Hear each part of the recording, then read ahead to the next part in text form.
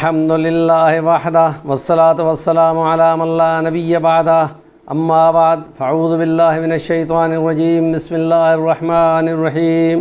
واتقوا یوما لا تجزی نفس عن نفس شیئا ولا يقبل منها شفاعة ولا يؤخذ منها عدل ولا هم ينصرون وقال اللہ تعالی فی مقام آخر زعم الذین کفروا لن یبعثوا قل بلا وربی لتبعثن ثم لتنبؤن بما عملتم وذلك على الله يسير وقال في مقام هذا يوم يجمعكم ليوم الجمع ذلك يوم التغابن صدق الله العظيم رب اشرح لي صدري ويسر لي امري واحلل عقدة من لساني يفقهوا قولي۔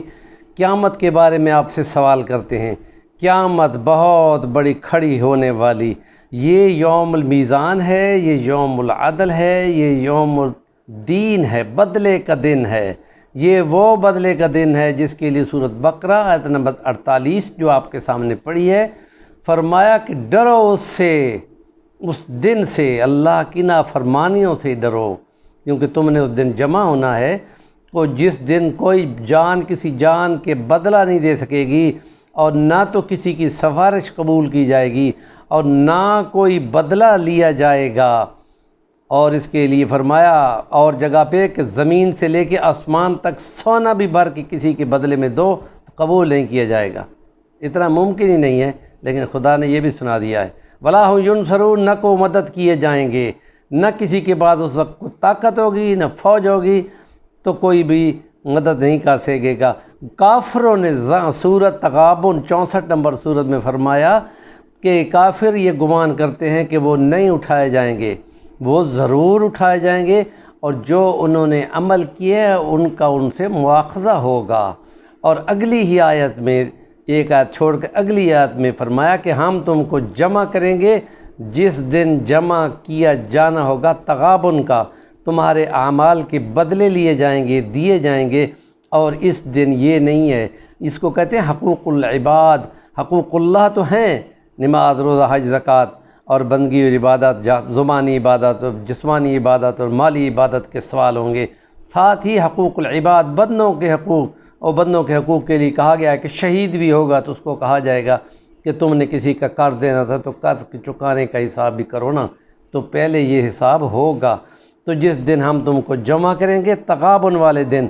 جس دن بدلے ہوں گے، تو اس لیے اس دن کی بڑی سختی ہوگی، اور اس کے لیے اس لیے بتا دیا گیا ہے، حدیث مبارکہ ہے کہ اپنے بھائی کی انصر خاک ظالما و مظلوما، قالوا یا رسول اللہ انصرہ مظلوما وکیف انصرہ ظالما،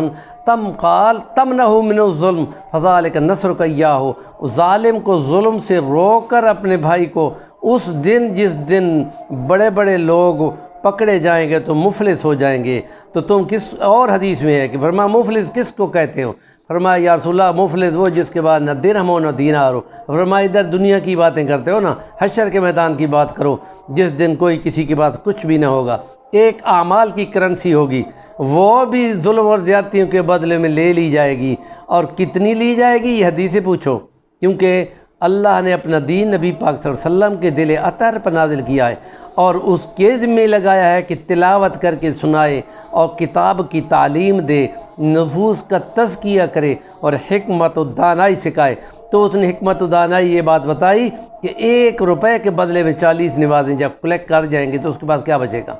اعمال ختم ہو جائیں گے، بہت سارے لینے والے کھڑے ہوں گے، جس کسی کی مارا پیٹا ہوگا، کسی کو جیل بھیجا ہوگا، کسی کے ساتھ ظلم زیادتی، اعمال لے لیے جائیں گے، اعمال تو ہو جائیں گے ختم۔ اب جن کا کے ساتھ ظلم ہوگا ان کے گناہ اس پر رکھ دیے جائیں گے تاکہ ان کی تو جان چھوٹے، اور پھر یہ اتنا بڑا مجرم ہو کے داخل جہنم ہو جائے گا۔ اس لیے حضور نے فرمایا کہ اپنے بھائی کی مدد کیا کرو، چاہے وہ ظالم ہو چاہے مظلوم ہو، تو اس لیے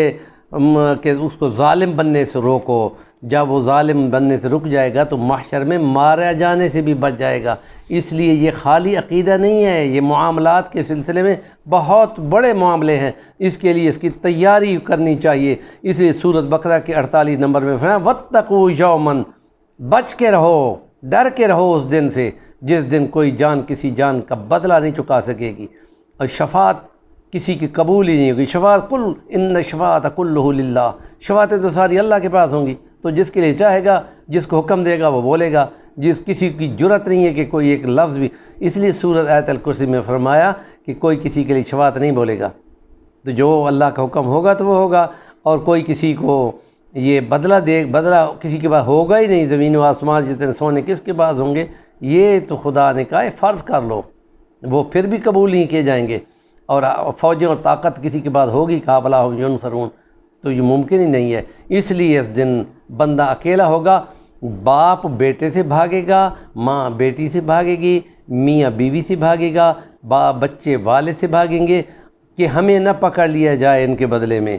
اور وہ کہیں گے کہ کاش کہ میرے بدلے میں مجھے چھوڑ دیا جائے اور باقی بشک داخلے جھونک دیا جائے جہنم میں، میری جان چھوٹے۔ اس لیے بڑا سخت دن ہوگا، اس دن کی تیاری کرنی ایمان ہے، اور اس کے لیے معاملات ٹھیک رکھنے ایمان ہے، عبادات، معاملات، اخلاق سارے ٹھیک رکھنے ایمان ہے۔ نیکی کی بات کا ابلاغ